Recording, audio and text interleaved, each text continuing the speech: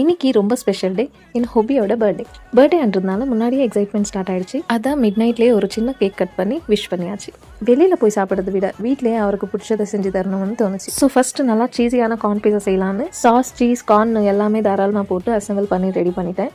Oven இல்லாத காரணத்தினால் பேன்லேயே செஞ்சேன். ஆனால் பேன்லேயே பண்ணால் கூட அந்த சீஸ் நல்லா மெல்ட் ஆகி சூப்பராக வந்திருக்கு. ஹோம்மேட் ஃபுட்டில் இருக்கிற சாட்டிஸ்ஃபேக்ஷனே தனி தான். ஹொபியோட ஃபேவரட் டிஷ்ஷஸோட ஒரு சிம்பிள் பர்த்டே ட்ரீட். அவருக்கு இது ஒரு நல்ல மெமரியாக இருக்கும்னு நம்புகிறேன். இதை நான் செஞ்சு முடிக்கிறதுக்குள்ளே அவர் மோமோஸ் வாங்கிட்டு வந்து எனக்கு சர்ப்ரைஸ் பண்ணார். And that was so good.